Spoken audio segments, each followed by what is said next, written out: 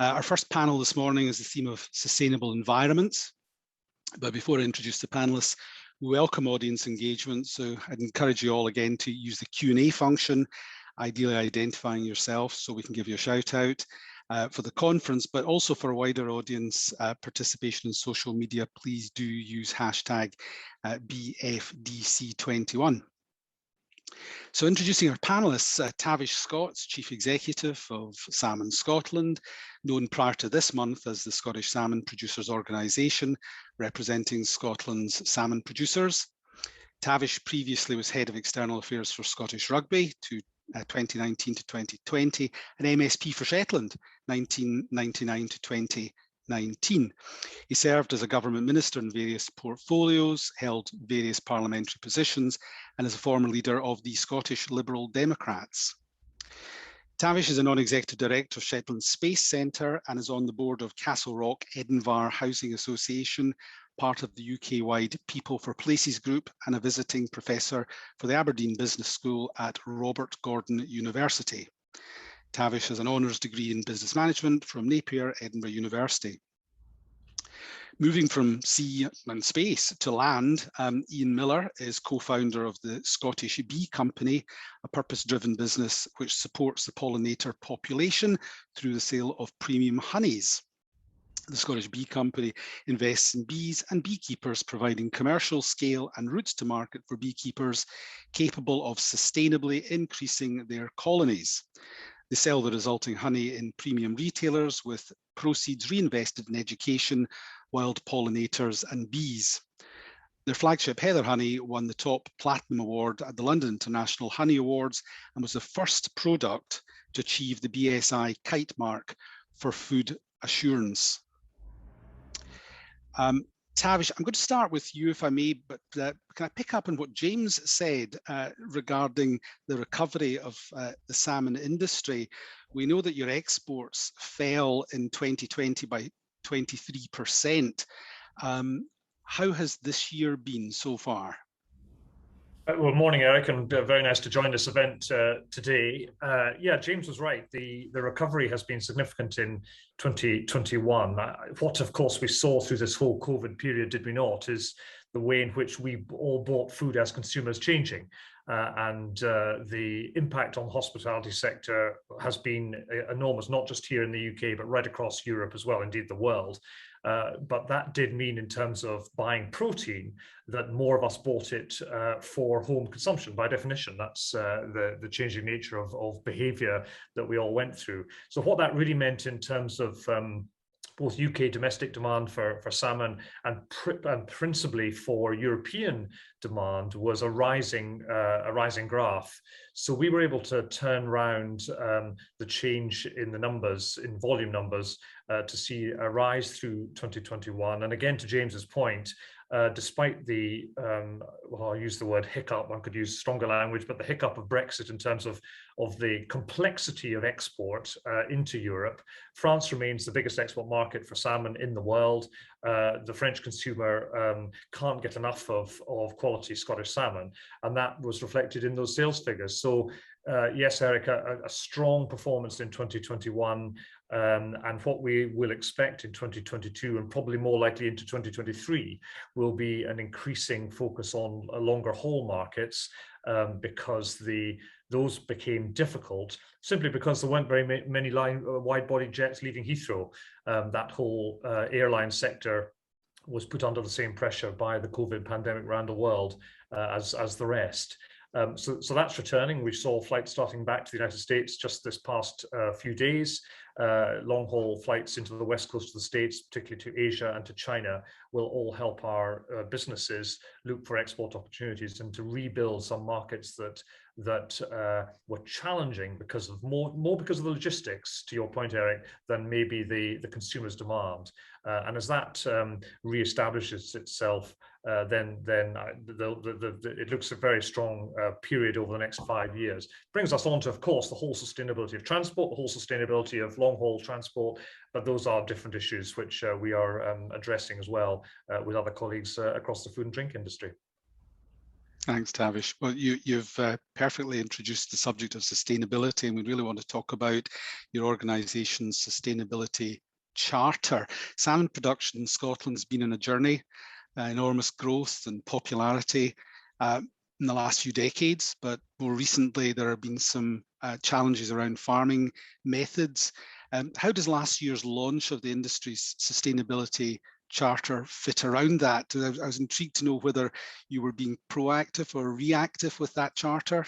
Well, I would argue massively proactive, and actually before I came into post, because the sector put this charter together, driven by companies, businesses, and individuals from the ground up, and we grew it through 2019, launched it a year ago now, and at COP26 at our own Salmon Scotland event, we launched the first update on our charter, the first, as it were, annual report with Marie Gouchon, the Cabinet Secretary for Rural Affairs. So very strong commitment to net zero by 2045, in line with the Scottish Government and the United Nations targets.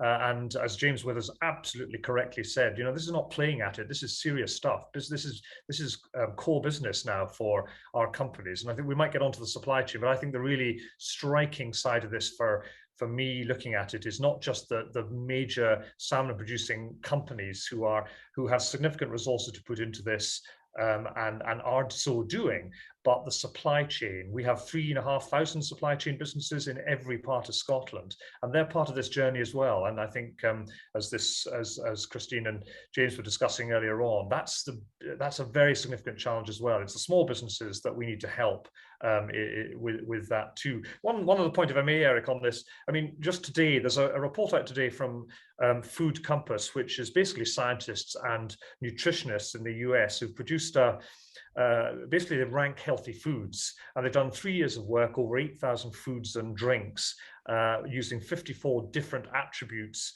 to gauge the healthiness of foods, and salmon is number one. So I do think when we look at what we produce in Scotland, how we produce it, how aligned our sustainability charter is to what we need to be doing with all of our businesses that are part of our sector. The bottom line for us is the food is good. People need the food. The ocean, 70% of the world is ocean after all. The future of protein, the future of how we serve and feed a worldwide growing population is, to my mind, the ocean. Scottish salmon farming is front and center to that part of the equation. Tavish, you're clearly very evangelical about that. Hold that thought. I'd like to bring Ian into this on the subject of healthy foods and honey in particular. Ian, I know you asked me not to press you too much on the science, but just for the benefit of everybody, the critical contribution pollinators make to our environment and food production is becoming increasingly well known. Firstly, can you remind us all why they're so critical in the context of having a sustainable industry? For sure, yeah, thanks, Eric. Pollinators, I think the stat that is most broadly known is that pollinators, and you're right to use the term pollinators because that includes honeybees, it includes non-honey yielding insects, it includes flies and butterflies and various other insects. So I will talk mainly in terms of honeybees because that's my business. We also support a charity which deals with the non-monetizable pollinators, so that there is a sort of tandem approach going on there whereby we can support pollination, but I will talk in terms of honeybees. So pollinators in general pollinate one third of the mouthfuls of food that we eat. If you're wearing a cotton shirt today, if you had a cup of coffee this morning, that's reliant on insect pollination. And it's not only arable crops which will see pollinated. You can expect a 30% uptick in yield from properly insect pollinated crops, but it's also wildflowers, and 80% of European wildflowers are insect pollinated, and that's got a huge knock-on biodiversity impact. Where that becomes a problem, and this is one of the pillars which led to the founding of our business, is that through habitat loss, through modern agricultural practices, through disease and invasive species, pollinators become very much under threat. And we can see the importance of that in the amount of food crops that they grow on or they help us to grow. They're social animals, particularly the colony bees and the honeybees are attuned to the seasons. Climate change brings about change in seasons, and they're less able to put down honey for the winter to feed their brood. So they're a very, very important part of our ecosystem. And the third pillar by which we establish our business is that they make this great stuff, which is really good for you. So what we do at a micro level is we shout a lot about the qualities of Scottish heather honey. It's up there with Manuka. It needs to be, people need to know this, and then we reinvest in supporting pollinators through bee breeding, through education, through committing honeybees to the population, and through our sister charity Repollinator. You make an interesting point there about Manuka, and we should perhaps be promoting the brand more strongly in the way that Manuka is promoted. And on the subject of being sociable, I was reading that you were looking after 25 million bees last season, so that is truly sociable. Now, can you tell us how you converted this into a successful range? Besides the honey, I know you've launched cordials, vinegars, and other products in the last year. Yeah, that's right. And as ever, the shadow of Manuka looms large. It's an industry that's done a very good job of taking a product that 30 years ago beekeepers actively moved their hives away from the Manuka because it tasted a bit odd and people didn't really know what it did. So 30 years down the line, there's listed honey producing companies in New Zealand, which we're quite a long way from that in Scotland. But what's less well known is that the qualities of the antimicrobial qualities, the antioxidant qualities, the antibacterial qualities are very similar in Manuka and in Scottish heather honey, and in some cases better. But what they've done extremely well is tell people about it, and that's where we want to be in 30 years. We want to have listed companies. We want to change the conversation of. Interesting to see James's point earlier on the price and how we value food. For us, the conversation is always, why is your honey so expensive? And it's about between £6 and £12 for a jar. For me, the conversation is, why is other honey so cheap? This is what honey looks like. I know what it costs to produce, and we need to make that. We need to do that education piece, which Manuka have done so well. So that leads in part to the expanded range. We've done a bit to amplify our honey message. We've done some research with Strathclyde Uni and with various other academics to really peer review the health benefits of the product, and we've had to diversify the range. Heather honey and other honeys remain our flagship product, but it is costly to produce sustainably, and we don't undergo any of the horrific practices which you'll have seen if you've seen documentaries like Lawyers, Guns and Honey, and a lot of the high profile exposés on the horrible things that are done to honey laundering and honey fraud being prime amongst them. So for us to produce sustainably costs money. So we've got some other parts in. We've got some additive value products, including insect pollinated fruit products, so soft fruit shrubs with cider vinegar, which are again a sort of healthy alternative to soft drinks and to alcoholic cocktails, and also a rather fine cocktail ingredient. They're made for us up in Aberdeenshire by one of our bee farmers who uses insect pollinated fruits to make these. So we expanded our range beyond the simple honey product, but honey remains the flagship that we want to bang on about. And you've just introduced another new phrase to our lexicon, honey laundering. I haven't heard of that before. Tavish, I want to come back to you in your sustainability charter, and I'm starting to see parallels between salmon and honey in terms of healthy food products. 5 main pledges, an ambitious 41 pledges in all were made as part of that charter. 1 year on, where does the charter stand? So yeah, three complete already, 26 ongoing, and some will start next year. But maybe the important point in all this, Eric, is the discussion that was earlier on about baselining, or I think maybe the question that came in from one of your delegates today. We were very conscious of the importance of baselining the analysis using an independent source, so in other words, an academic partner, and that's what we're actually just about to conclude, an agreement with an external organization who can, as it were, keep an eye on how we are performing and make sure that in measuring our progress towards net zero, we do so in that authoritative and independent fashion. And the only thing that slightly concerns me about this is there's just a scale of these things going on at the moment across all industries and across lots of businesses. We're all going through the same challenge of how do we baseline and assess our progress, and how do we, what does success look like? And I met someone actually at COP26 at one of the events there who was describing to me 400 different standards that exist in this area alone in making that assessment. Well, maybe to Christine's question to James earlier on, rather than more government regulation, and God help us, we don't want more government regulation, believe me, what we do need though is some consistency about how we should do this baselining. And that's maybe a great opportunity for our excellent Scottish universities, our academic partners, to bring the best and brightest brains together to help us all with some degree of clarity in this area. We'll do our bit, but that's my only concern, that we produce a baselining exercise, we do it in conjunction with an academic partner, and then in a year's time, the government decide there's going to be some kind of other baselining mechanism that we all need to follow. But nevertheless, to your point, we do need to be clear and judged independently on how we're making progress on our charter. Yeah, and I'm getting a sense also that there are other lessons, or there are lessons in there for other parts of the industry, because some of your challenges now are perhaps challenges that Ian might be facing in the near future. Are there any lessons you've learned from that last year with the charter that you think others could embrace? So I think it's the ambition and the fact that it's baked into business now. For example, just this week, the first wellboat that operates on the west coast of Scotland, operating with hybrid power, is now being used. It was provided for Scottish Sea Farms by Inverlusa, who are a family company based in Mull.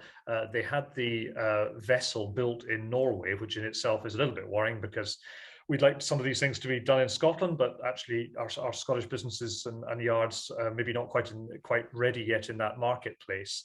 But nevertheless, our companies are making those decisions now. They're investing in this particular case in renewable sources, in power solutions for both the marine fleet and, of course, for the fleet on land that drives around the road system hauling salmon. But at the same time, it's how you integrate and ensure that our supply chain is part of the journey. And that for us was the big lesson that came out as we constructed the charter, how to make sure all our other companies who are very much part of our future success and part of our salmon family are also part of that net zero. I was going to call it an aspiration. It's more than an aspiration now. It's a determination to achieve that objective. That's probably our big lesson, that you need to have the whole family involved. That's interesting, actually, because I'm actually going to bring in a question that was intended for the question session, but it fits beautifully with what you just said, Tavish. It's a question from Bruce, it's also leading on from James's session. What is the medium to longer term outlook for small scale producers of salmon and salmon products? And asking whether you have a view on shellfish, given the critical importance of this scale of enterprise to the most rural and fragile communities? Well, it's a super question, and I think we absolutely need all. There will be absolutely space for small-scale salmon producers as currently exist. Westeros Salmon, for example, based out of Ullapool, is a smaller business and operates in a different way to some of the larger companies, but is successful, very successful indeed, in how they run their business and how they sell excellent salmon into the marketplace. And also the advantage some of the smaller companies have is they will innovate, they will look to do things in a slightly different way. They'll test some techniques and some technology. We're a very heavy science-based industry now in terms of both innovation, of data, the use of data, and also the use of very, very clever and bright people coming out of all aspects of universities and other academic pursuits. And that's why I think there is space for that. Absolutely on shellfish. I mean, I'm a Shetlander by background, so I know the importance of the other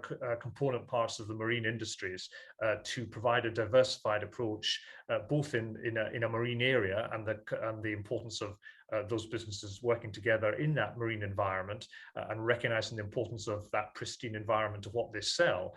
But also the importance of, you can't put all your eggs in the one. I'm mixing my metaphors here, you'll forgive me, but you can't put all your eggs in one basket. So you can't just have salmon. It's really important that we do offer a seafood proposition to the marketplace, because that's what the customer wants. And people in France who buy salmon also buy Scottish langoustines and so on and so forth. So I think it's very important to me that we have a thriving shellfish industry. The other one I think has got enormous potential is seaweed.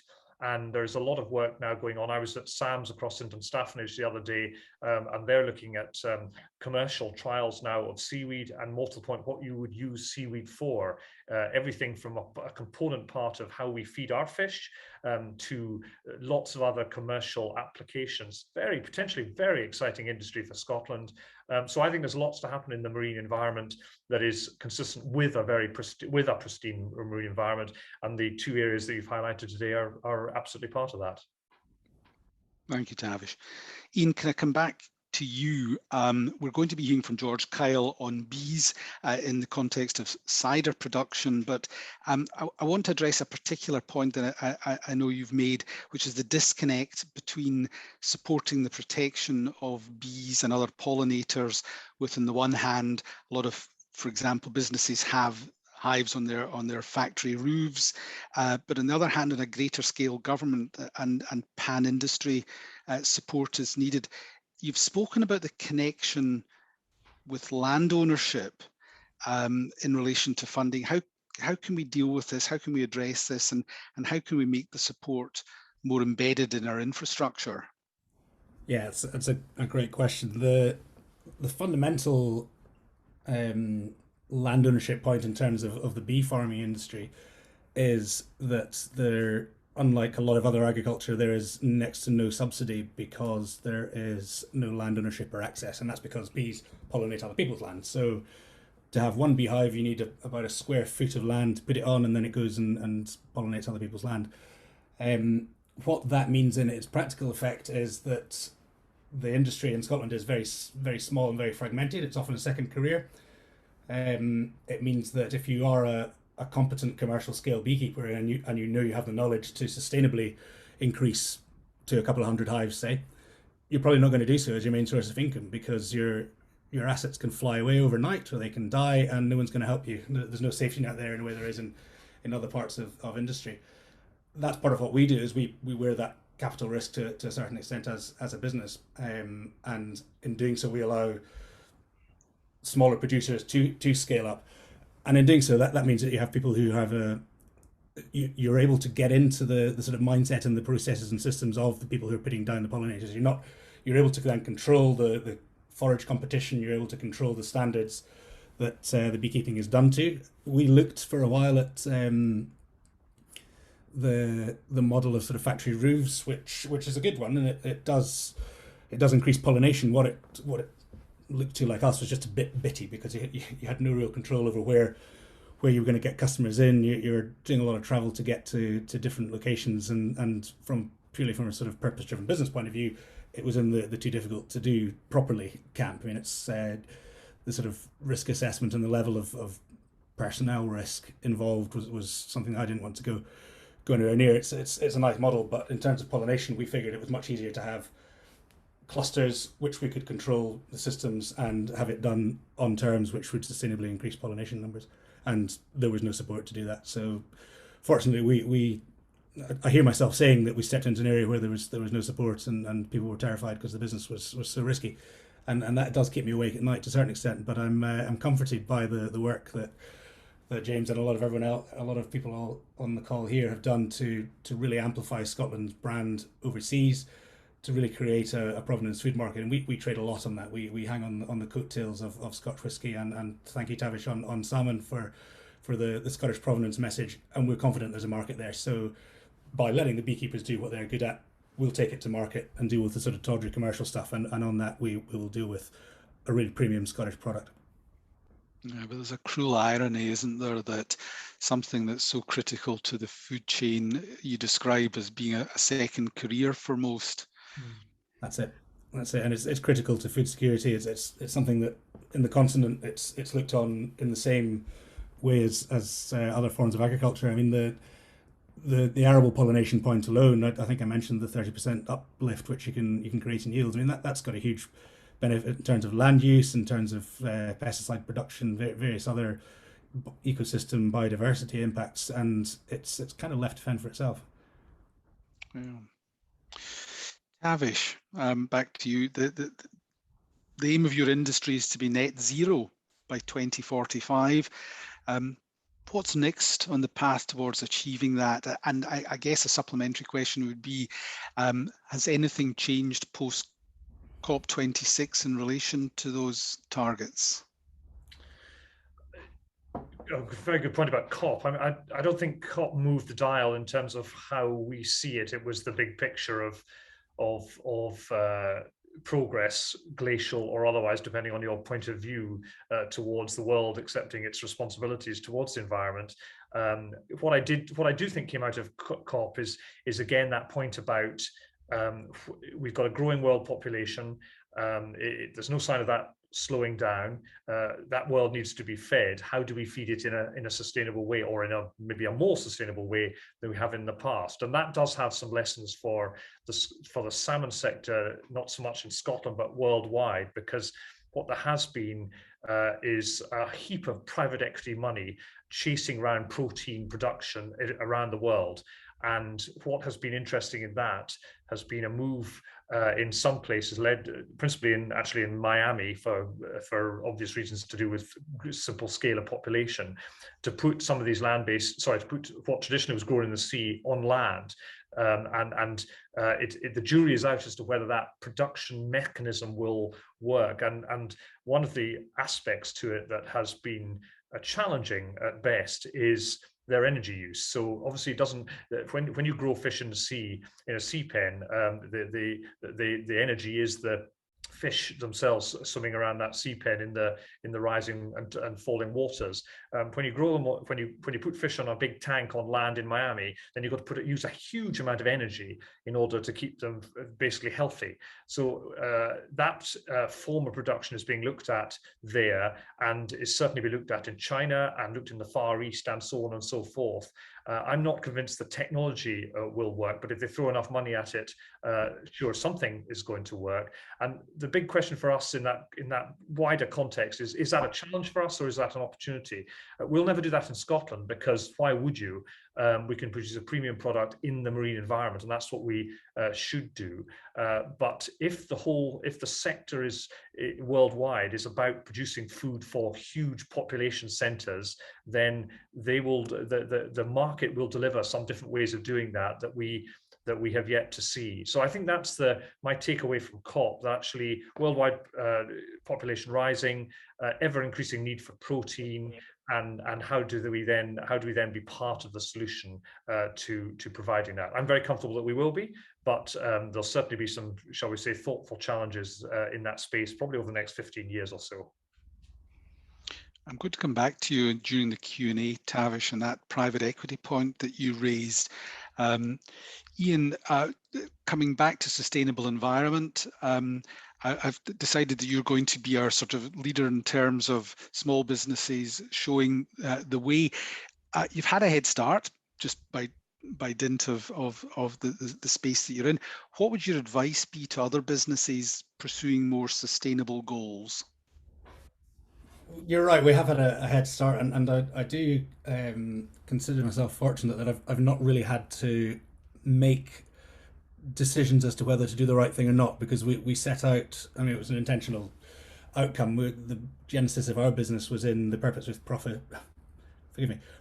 Purpose movement, and we liked the idea of a business that used commercial levers, used enlightened self-interest to drive societal and conservational good.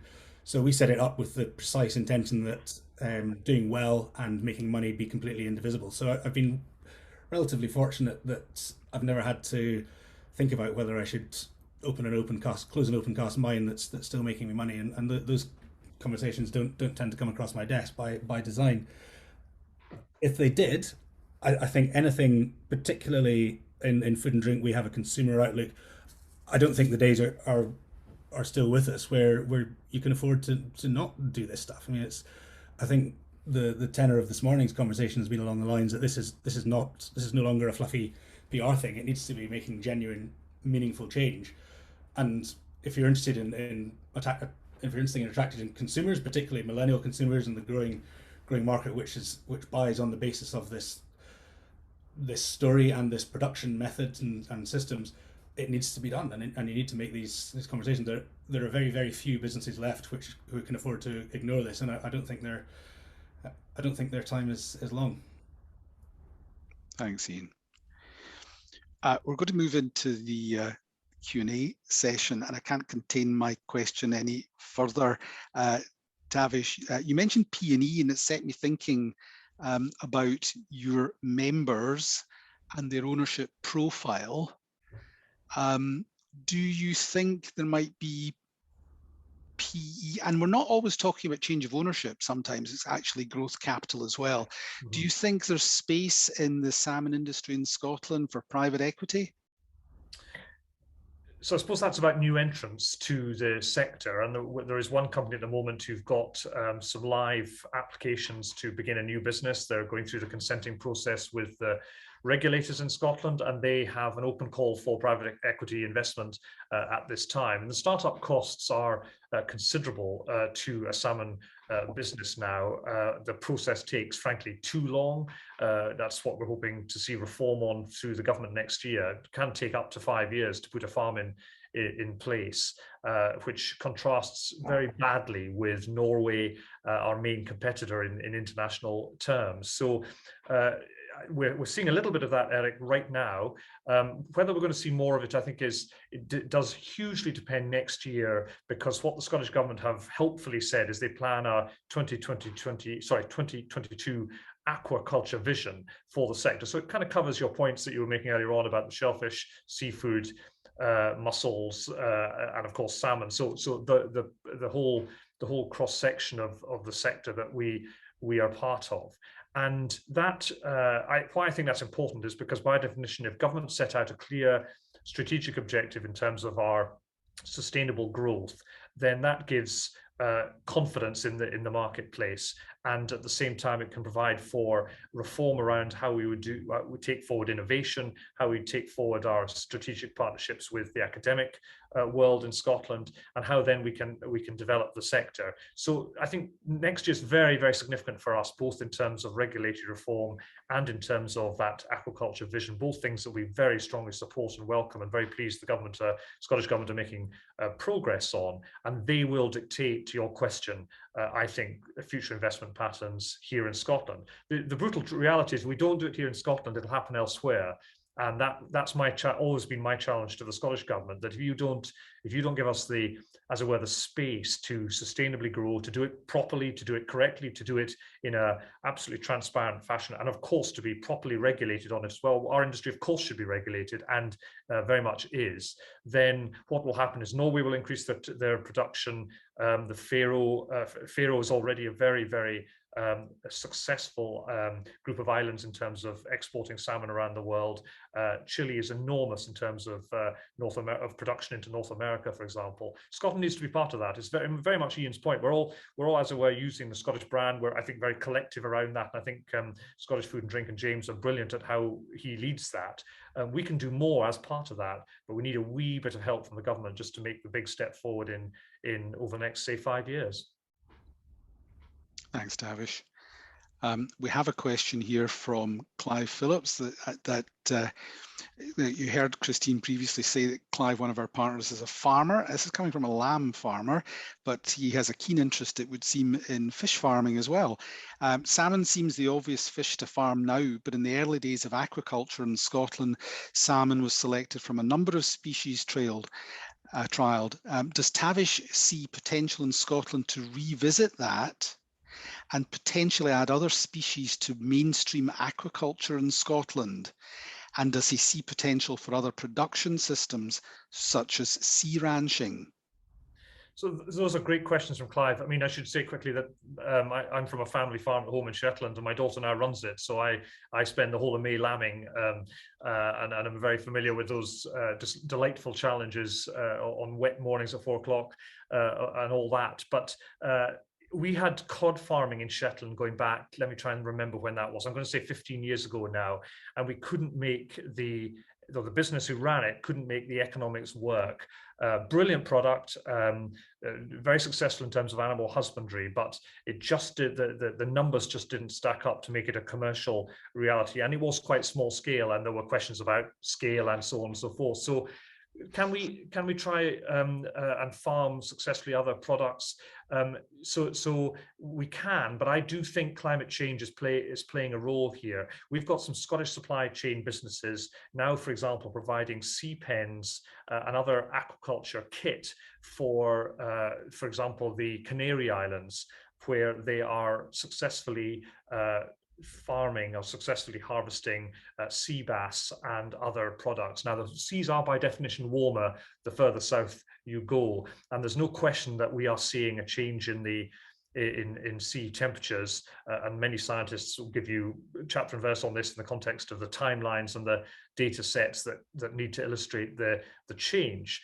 So as our waters do change, does that have an impact on what species we can farm? Answer, yes. It's just like the wild catching sector as well, where we now see cod much further north in the North Sea than we did, say, 15, 20 years ago. There's just no question about that. So I think innovation, successful fish husbandry practices, and good techniques can be applied to other species, and I have no doubt that the entrepreneurial spirit that exists in the salmon farming sector will take its mind into those spaces in years to come, and apply the disciplines and the learnings we've had from what now 50 years of salmon farming in Scotland to these other species.